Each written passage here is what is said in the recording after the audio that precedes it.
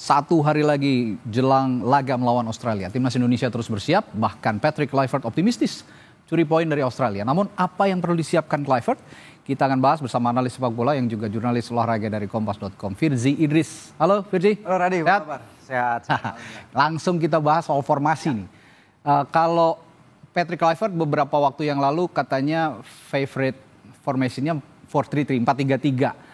Apakah mungkin diaplikasikan nanti laga lawan Australia 4-3-3 ini? Pada teorinya kan 4-3-3 possession football, tapi kita tahu waktu persiapan yang sangat singkat, waktu latihan yang bahkan hanya bisa terjadi di lapangan tuh kemarin malam ya, dan itu pun nggak lengkap karena Ragnar Oratmangun jadi pemain terakhir yang tiba tiba sekitar pukul 11.30 malam waktu Australia. Jadi efektif semua pemain ngumpul di satu tempat itu baru hari ini, Radi. Dan mereka tadi sudah menjalani latihan resmi ya, H-1 pertandingan.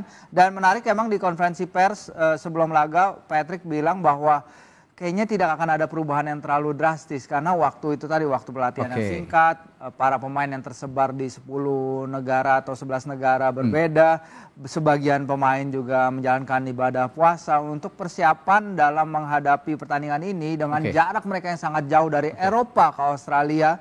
Dia tadi mengatakan ya mungkin tidak akan ada perubahan terlalu banyak, tapi ada adjustment di beberapa lini yang dia sebenarnya Patrick juga di preskon tadi nggak mau terlalu membuka kartunya ya. Ya, ini tidak akan perubahan terlalu banyak, tidak ada perubahan yang terlalu. Itu artinya apakah memang menerapkan pola yang sama seperti Coach Shin seperti dulu atau memang bisa invert ke formasi 4-3-3 ini? Ya kalau kita lihat memang beberapa back kita lebih nyaman bermain di 3 back 3-4-3 ya. 3-4-3 mereka udah saling mengenal satu sama lain. Kita nggak tahu apa yang akan dilakukan. Tadi Patrick ditanya beberapa kali baik oleh media kita dan atau media Australia juga soal apa rencananya dalam waktu singkat ini. Dia nggak membuka terlalu banyak strateginya. Tapi memang secara teori kalau dia bisa bermain 4-3-3 atau variannya ya 4-2-3-1 dan lain-lain baik dalam atau tanpa bola, ini akan memerlukan waktu adjustment yang nggak sedikit. Jadi dengan adanya waktu latihan yang tim praktis ngumpul itu tanggal 19 ini dengan besok langsung pertandingan, akan risky kalau dia mengubah dari pakem yang udah ada, status quo yang udah ada. Tapi kalau dia mau melakukan itu sangat baik sekali, artinya dia percaya diri atau dengan metodenya. Atau mungkin di awal starter 3-4-3 nanti dalam perkembangannya ketika permainan sudah terlihat, gameplaynya sudah terlihat, bisa berubah di tengah pertandingan jadi 4-3-3 gitu kira-kira ya. Ya itu sih sebenarnya udah pernah juga dilakukan dengan Coach Shin ya. Di Piala AFF terutama beberapa waktu lalu. Ketika itu juga dia melakukan hybrid formation 3-4-3. Bisa berubah jadi 4-3-3. Kita ingat dulu Elkan bermain di sisi kiri pertahanan. Sekarang mungkin pun dia bisa melakukannya karena kita punya pemain yang sama versatile, pemain-pemain yang luar biasa. Sehingga apapun yang dia lakukan pasti dengan pertimbangan matang dalam waktu 2 bulan ini mempersiapkan tim.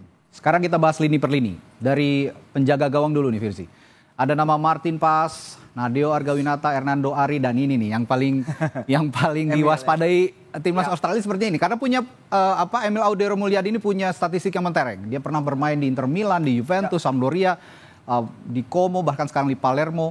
Bagaimana melihat peluang starting lineup untuk penjaga gawang? Apakah Martin Pas masih memegang kunci pertandingan melawan Australia nanti, ataukah ada kemungkinan Emil juga turun nanti? Ya seharusnya ya kalau kita lihat dari apa yang sudah ditunjukkan oleh Martin selama menjaga gawang timnas Indonesia, tidak ada alasan juga untuknya turun ke bench ya untuk mengganti dengan kiper baru sama sekali yang belum familiar dengan backline, secara komunikasi juga kita belum tahu seperti apa dengan Jai dan lain-lain, walaupun keduanya main di Italia, komunikasi seharusnya nggak ada masalah dengan para pemain lain.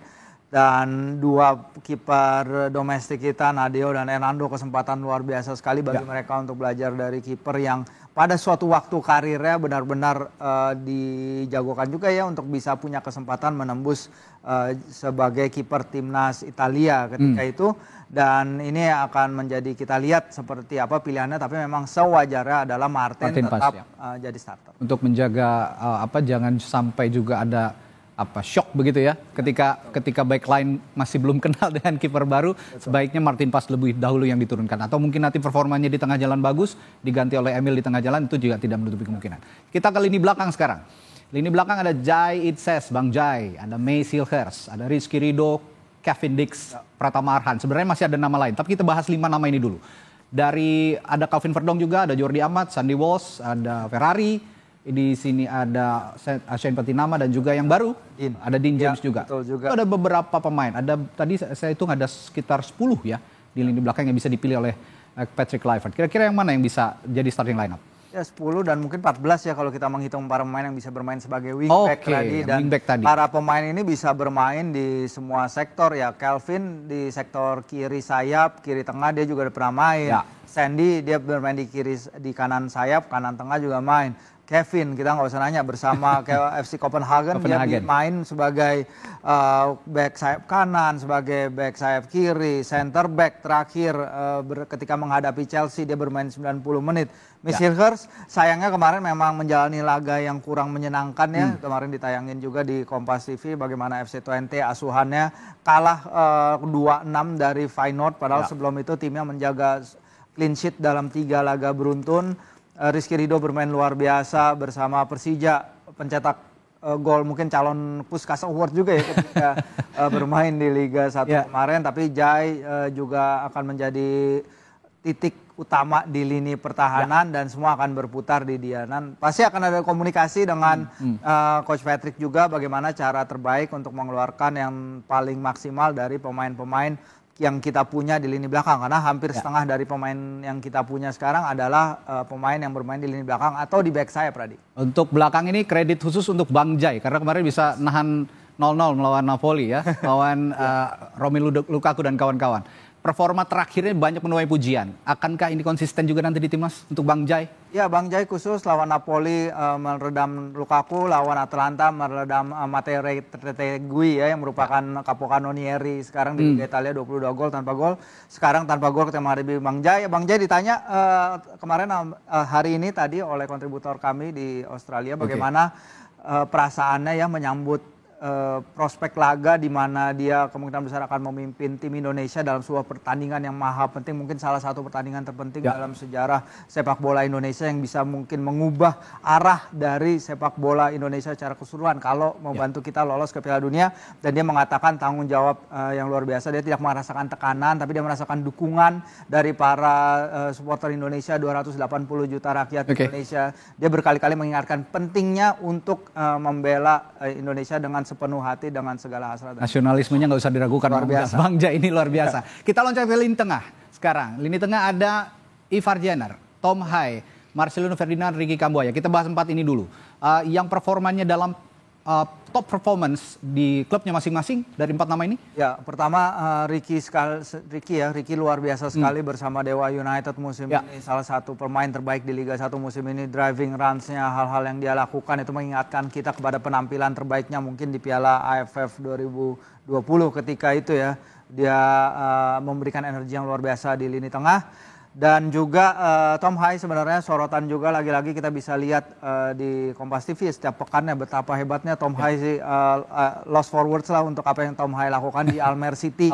Yang timnya lagi struggling Radi, tapi dia sendiri menurut saya memberikan suatu individual performance yang sangat luar biasa sekali. Visinya luar biasanya, umpan-umpan, technical ability untuk melepas umpan-umpan itu sangat spesial. Dan nanti kita juga lihat apakah kehadiran Joey Pelupesi ini bisa memberikan suatu tambahan kenyamanan keamanan ya di belakang ya, karena dia sebagai destroyer, sebagai number 6 lawas bagi Tom Hai untuk lebih keluar kreativitas. Ya, kemampuan Tom Hai ini mudah-mudahan nanti applicable di timnas. Kita lihat pemain tengah lainnya. Ada Joey Pelupesi, ini penghuni nama baru penghuni timnas, lalu Nathan Choaon dan Eliano Reinders. Dari 3 orang ini tadi juga kita bahas ada Tom Hai yang punya posisi jangkar. Dari 3 orang ini ada juga yang punya posisi penting, Virsi, kira-kira seperti Nathan ya? Ya, Joey kayaknya dengan waktu bermain dia di Lommel yang jauh lebih banyak daripada Nathan ya. Sangat disayangkan memang Nathan hanya bermain sekitar 2 menit, 3 menit gitu bersama Swansea musim ini. Sepanjang 2025 dia belum bermain. Ini menjadi tantangan juga bagaimana dia harus mendapatkan minutes play, karena Coach Patrick sudah mengatakan minutes play akan berpengaruh ya, terutama terkait match fitness. Dan disinilah kita lihat kehadiran Joey, mungkin dia bisa memberikan baja tambahan, that extra steal di lapangan tengah untuk menambal. Kita tahu ketika melawan Arab Saudi pada babak kedua, lini tengah kita banyak diserang lewat direct runs. lawan Australia di laga pertama juga sama, dan ini merupakan peran penting kalau dia dipercaya. Bisa menyeimbangkan depan dan belakang sepertinya Nyong Ambon satu ini, Joey Pelupesi. Kita langsung ke lini depan. Lini depan ada nama Rafael Strauch, Ramadan Sananta, Hoki Caraka, Septian Satria Bagaskara, Ole Romeni. Ini juga satu orang ini, Ole Romeni ini saudara merupakan pemain yang rekrutan baru timnas begitu ya, yang bermain di Oxford, yang juga sepertinya akan menjalani debutnya ya di timnas nanti melawan Australia. Kurang lebih tampaknya seperti itu, karena kalau kita lihat komposisi skuad Garuda sekarang tanpa Ragnar Oratmangun ya pasti akan ada ada suatu slot yang terbuka di situ ya Radi untuk memecah gawang lawan. Kita tahu mencetak gol lewat para penyerang ini merupakan suatu tantangan bagi tim nasional. Top scorer kita adalah Marcelino Ferdinand, itu dia juga mencetak golnya dalam 2 golnya dalam satu laga lawan Arab Saudi. Para penyerang harus bisa lebih berkontribusi. Saya pernah bertanya itu juga kepada Sandy Walsh, apa yang harus dilakukan kalau misalnya para penyerang buntu ya. Sandy mengatakan bahwa ini adalah kerja seluruh tim untuk membantu mencetak gol. Tapi kalau ada Romeni mungkin kita bisa akan punya that focal point serangan lagi yang tentunya akan berharga sekali. Dan shout out juga ke Septian Bagaskara ya.